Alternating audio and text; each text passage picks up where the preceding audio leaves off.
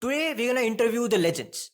The founder of Reliance, Mr. Dhirubhai Ambani, and the founder of Apple, Mr. Steve Jobs. We bring them back to this era by feeding an AI model with all the books, speeches, voice, thoughts, everything we know about Dhirubhai and Steve, and we try to make the best podcast with the top-notch insights possible now. Let's begin. Namaskar Dhirubhai, Namaskar Steve Jobs. Thank you so much for being here. Namaskar. Thank you so much for bringing me here. Looking forward to know more about today's world and what is going on. Namaskar. It feels really good to get back in touch with India and my Hindu roots. Thank you so much for bringing me here. Yes, very interesting. So we will dive into all of the things possible. But firstly, you two are a very interesting panel to be on the same table because you two are very much in the opposite personality. One is known as a contemporary entrepreneur and the other one is known as the contemporary businessman. And it is a very interesting question for today's entrepreneur and businessmen. So my first question is, what do you guys think about each other's style? What do you guys think about and being an entrepreneur and being a businessman? Beginning with you, sir Dhirubhai here. You see, a businessman and an entrepreneur are like two sides of the same coin. A businessman takes what's there and makes it bigger, more efficient. For example, if you have a shop, you find ways to make it the best shop in town. Better prices, better service. An entrepreneur, on the other hand, imagines a shop that doesn't exist yet. Maybe one that sells things nobody even thought people would want. But here's the secret. In future, or maybe today's world, you need to be both. If you can dream like an entrepreneur and also work like a businessman, you'll create something powerful, something that can change lives. Take small steps, but always keep the big picture in mind. That's how you build something that lasts, just like I did with Reliance, starting small, but always thinking big. Very interesting insight. Yes, both of them are very much important. I would want to ask same questions to you also, Steve. Well, I think it's more about mindset. I agree with Dhirubhai. A businessman often focuses on managing the present, optimizing what's already there. That's important. But an entrepreneur is driven by a vision of the future, something that doesn't exist. I mean, think about Apple. It wasn't about making better computers. It was about reimagining what computers could be, an extension of the human experience. We weren't just selling products. We were selling possibilities. So the real difference is that an entrepreneur isn't afraid to take big risks for big ideas, even when others say it can't be done. In this era, especially with the internet, it's even more crucial to blend that visionary thinking with solid execution, because it's not just about surviving in business. It's about creating something meaningful, something that can stand the test of time. Most definitely. Very interesting answer. Very interesting answer. So both of you seems like agreeing with each other in terms of styles, but also knowing the importance and the time of the execution of that particular thing. Very interesting. Now, I also want to delve into some other questions, that is knowing each other's style, right? So I'm very much interested in what do you guys think about each other's business? What do you guys think about each other's company, right? And let me ask you this, that what would Steve do if he was a founder of Reliance? And what would Dhirubhai do if you have started Apple? In the same era, same resources, but Steve is in India and Dhirubhai is in Silicon Valley. Starting with you, sir. What would you do? If I were to start Apple in Silicon Valley, I'd take it step by step first. I'd focus on creating a robust supply chain and network of reliable partners. I'd ensure that Apple's products could be produced efficiently and at a scale that allows for competitive pricing without compromising quality. Then I'd work on making Apple products more affordable and accessible to a broader audience. My aim would be to democratize technology, ensuring that even the common man could own and experience the innovation that Apple offers. Finally, I'd push for global expansion, emphasizing trust and reliability. I'd leverage relationships and trust to make Apple a brand that resonates not just with tech enthusiasts, but with everyday people around the world. Okay, very interesting. Making it affordable and not just for the tech enthusiasts, but for many people. Very interesting point. Steve, I would like to ask you the same question regarding Reliance, and what would you do if you were to start Reliance? Very interesting path for Apple. But for me, starting Reliance in India, that would have been a fascinating challenge. I think I would have approached it by focusing on innovation, even in industries like textiles or energy, where people might not expect it. I'd be obsessed with creating products and services that were beautifully designed, simple to use, and of the highest quality, something that would stand out in any market. I would have also concentrated on brand experience, making Reliance not just a company, but a symbol of innovation, integrity, and excellence. In India, I'd see the immense potential in integrating technology with traditional industries, transforming them with a vision for the future. My goal would be to build something that didn't just cater to existing demands, but anticipated the needs of the next generation, ensuring Reliance became a company that changed the way people lived and worked in India and beyond.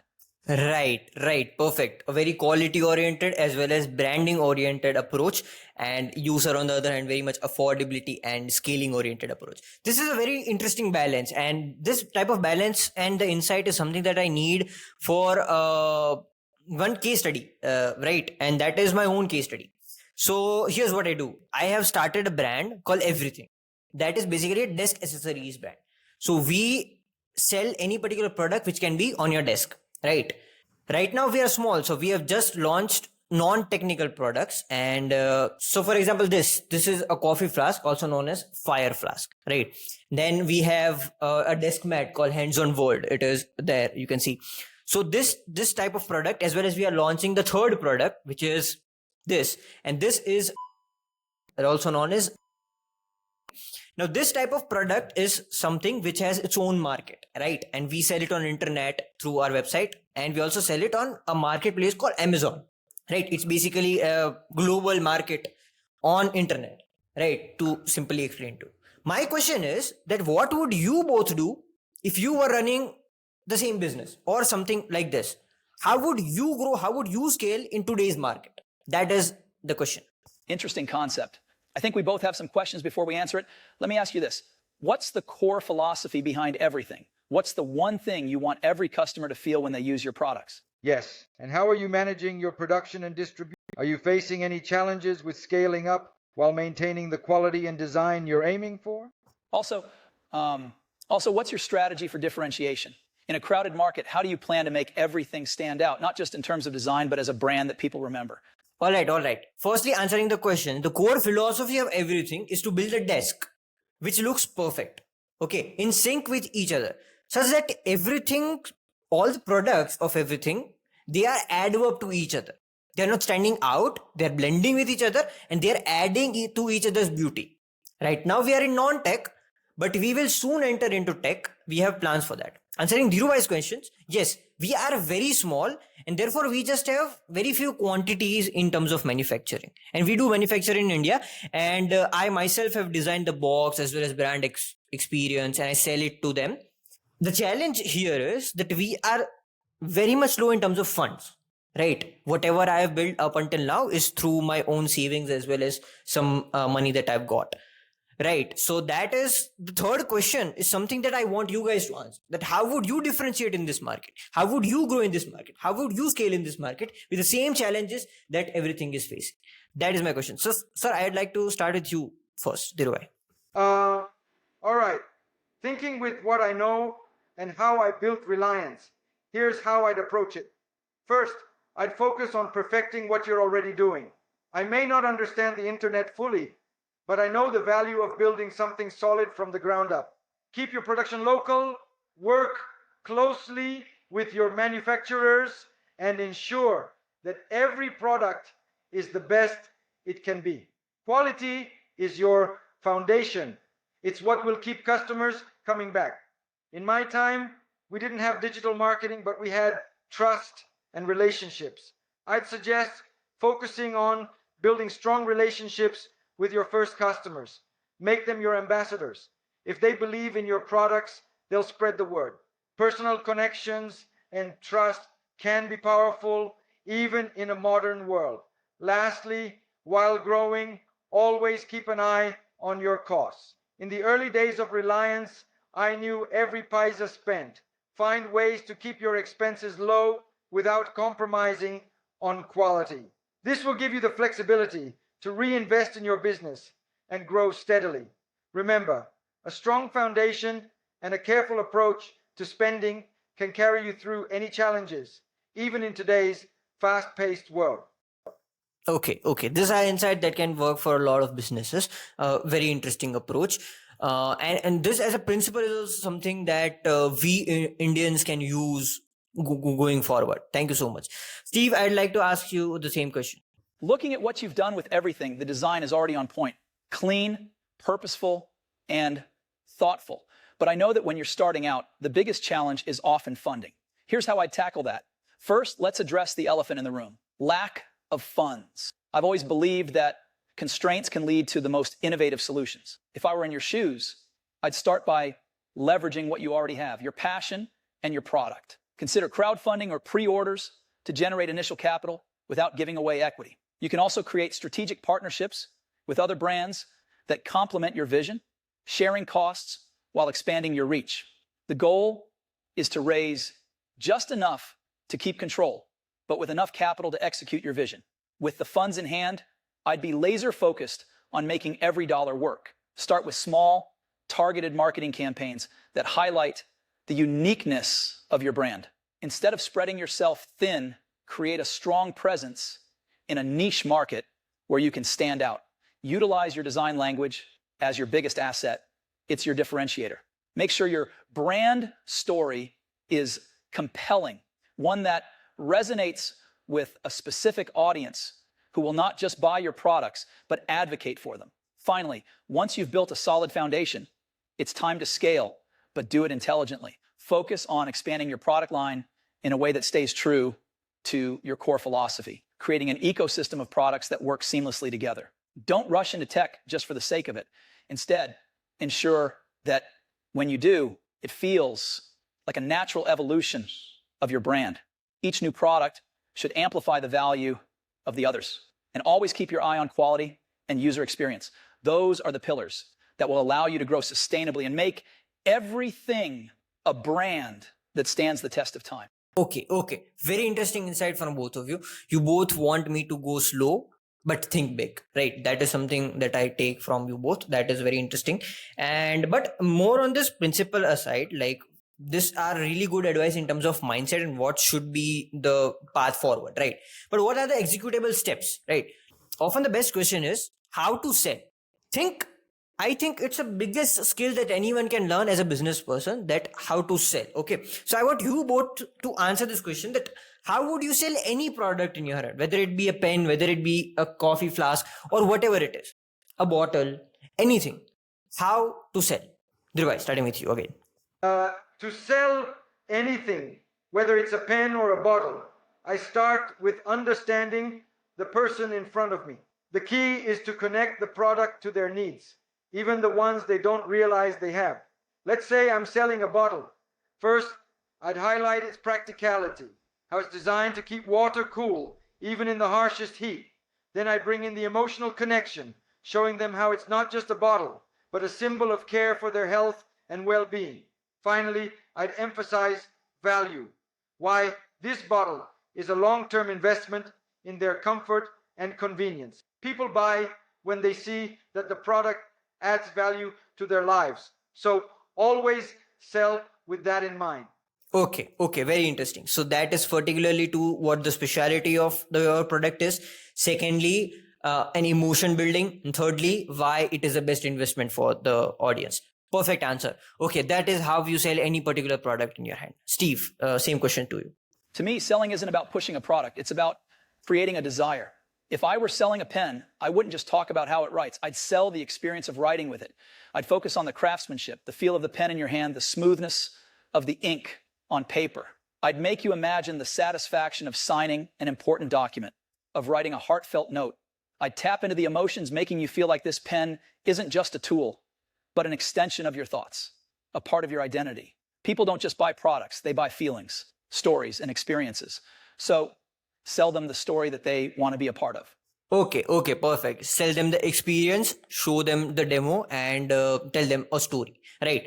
Very important and very interesting branding experience from both of you guys. But still, I think these are very good insight in terms of having an idea on what to do, right? Firstly, we built a particular principles. Now, then we came to second step on what those principles will be executed to. Now, let's come to the third step, that is execution. Okay.